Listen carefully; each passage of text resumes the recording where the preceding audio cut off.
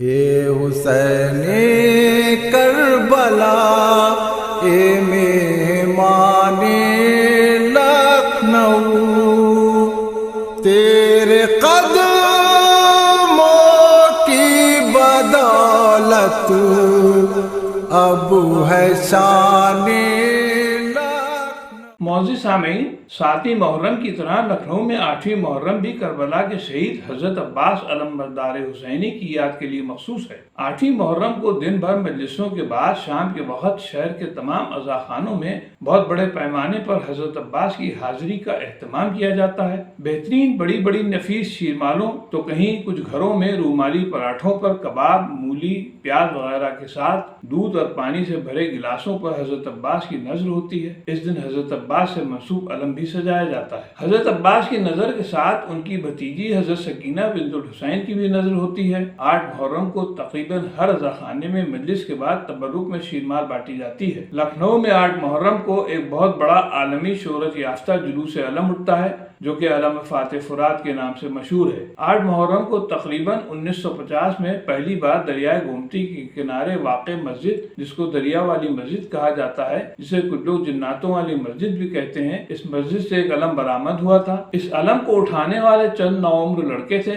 جن میں بانی علم شہریار اعظمی صاحب، ابن مولوی للن صاحب، مولانا کلب صادق صاحب، صادق نواب صاحب، خواجہ رضا صاحب، ہادی حسین صاحب، تقی صاحب، ہارون صاحب وغیرہ شامل تھے۔ یہ علم مرحوم شہریار اعظمی عرف شیرو صاحب کی تجویز پر اٹھا تھا۔ اس علم کی پہلی مجلس کو مولانا کلب صادق صاحب نے خطاب فرمایا تھا۔ اس علم کا اعلان باقاعدہ امام باڑہ غفران کی مجلس میں بھی کیا گیا تھا۔ مولانا کلب حسین صاحب نے ان نوجوانوں کو علم اٹھانے سے منع بھی کیا تھا۔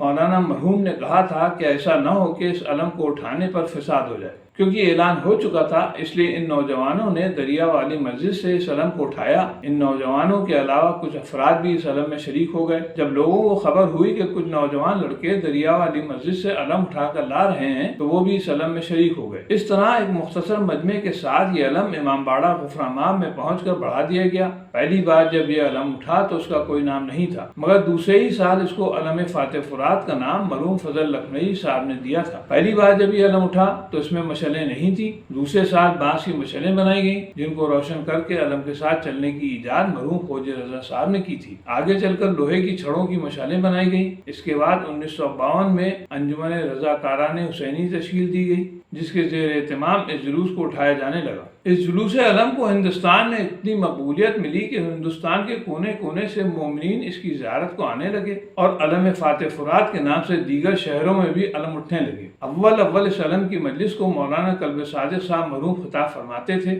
جس کی وجہ سے ان کو ذاکر فاتح فرات کا لقب دیا گیا۔ مگر 1964 کے بعد مولانا کلب عابد صاحب اس مجلس کو خطاب فرمانے لگے۔ ان کے انتقال 1986 کے بعد سے مولانا کلب جواد صاحب اس مجلس کو خطاب فرما رہے ہیں۔ 1977 میں عزاداری پر عائد پابندی کے بعد یہ جلوس بھی اٹھنا بند ہو گیا تھا۔ اب میں یہاں پہ آپ کے سامنے ایک واقعہ پیش کرنا چاہتا ہوں۔ 1980 میں انجمن رضاکاران حسینی نے عزاداری پر عائد پابندی کے خلاف جلوس علم فاتح فرات اٹھانے کا اعلان کر دیا۔ اس احتجاج میں علی کانگریس بھی شریک تھی۔ اس اعلان کے بعد ضلع انتظامیہ اس کوشش میں لگ گئی کہ کس طرح اس علم کے جلوس کو روکا جا سکے۔ ضلع انتظامیہ نے شیعہ لیڈران سے بات چیت شروع کی اور چاہا کہ وہ لوگ اس احتجاج کو ملتوی کرا دیں، مگر شیعہ قیادت اور علی کانگریس نے انکار کر دیا۔ اس دن 8 محرم کو امید سے زیادہ مجمع اکٹھا ہو گیا۔ مجلس اپنے مقررہ وقت پہ شروع ہوئی۔ مجلس کے بعد مولانا کلب عابد صاحب مرحوم نے اعلان کیا کہ آپ ماتم کرتے ہوئے آگے بڑھیں اور پولیس والوں سے نہ الجھیں، کیونکہ یہ سرکاری ملازم ہیں، یہ وہی کریں گے جو سرکار کا حکم ہوگا اور سرکار نہیں چاہتی کہ جلوس اٹھے۔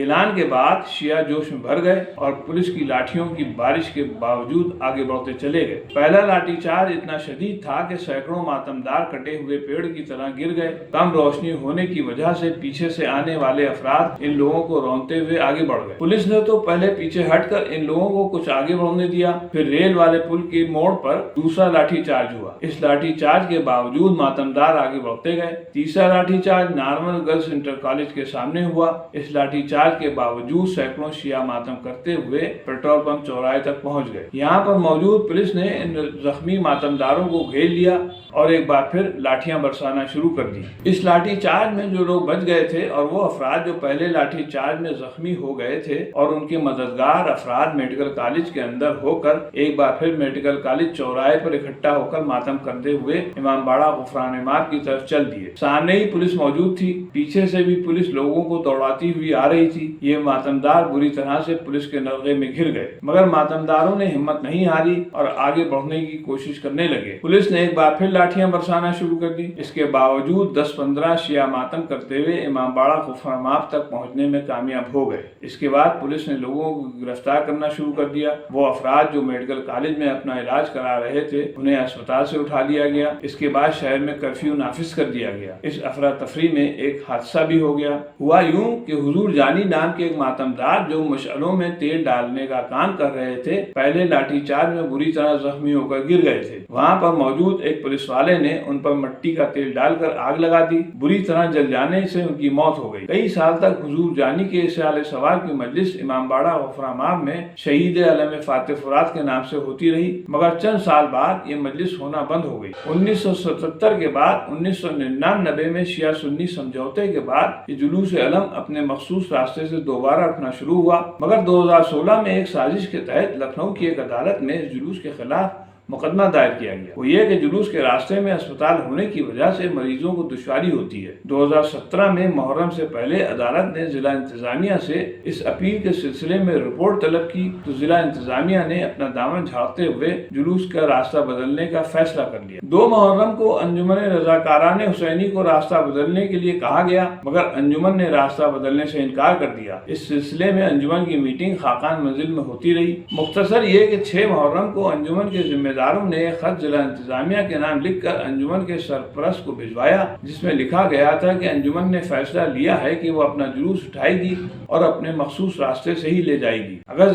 اگر ضلع انتظامیہ نے روکا تو وہ واپس مسجد میں آ کر اپنا علم بڑھا دے گی۔ مگر یہ خط ضلع انتظامیہ کو سونپنے سے پہلے ضلع انتظامیہ کا خط انجمن کے سرپرست کے پاس پہنچ گیا، جس پر دیگر علماء کے دستخط پہلے سے موجود تھے۔ ادھر ضلع انتظامیہ کی تیاریاں مکمل ہونے کو تھیں تو دوسری طرف انجمن کے ایک فرضی نائب سیکریٹری کے نام سے ویڈیو ڈالا گیا، جس میں کہا گیا کہ انجمن راستہ بدلنے کو راضی ہو گئی ہے، انشاءاللہ اس سال علم اپنے نئے راستے سے جائے گا۔ جبکہ دوسری طرف انجمن کے عہدیدار خاقان منزل میں اپنے خط کے جواب کا منتظر۔ رات 9 بجے کے قریب وہ صاحب واپس آئے جو خط لے کر گئے تھے۔ انہوں نے واپس آ کر پورا واقعہ بیان کیا۔ ابھی وہ اپنی بات ختم بھی نہ کر پائے تھے کہ تھانہ وزیر گنج سے ایک پولیس والا ایک تحریر لایا جس پر انجمن کے عہدیداروں کو دستخط کرنا تھی۔ انجمن کے عہدیداروں نے تحریر کو دیکھنے کے بعد کہا کہ جب تمام بڑوں نے دستخط کر دیے ہیں تو اب ہم لوگوں کی دستخط کی کیا ضرورت ہے؟ پولیس والے نے کہا کہ آپ انجمن کے عہدیدار ہیں، آپ لوگوں کی دستخط ضروری ہے۔ جب انجمن کے سیکریٹری نے انکار کیا تو اس پولیس والے نے کہا کہ کل آپ کے ساتھ کیا ہو سکتا ہے آپ کو پتا نہیں، بہتر یہی ہے کہ آپ لوگ بھی دستخط کر دیں۔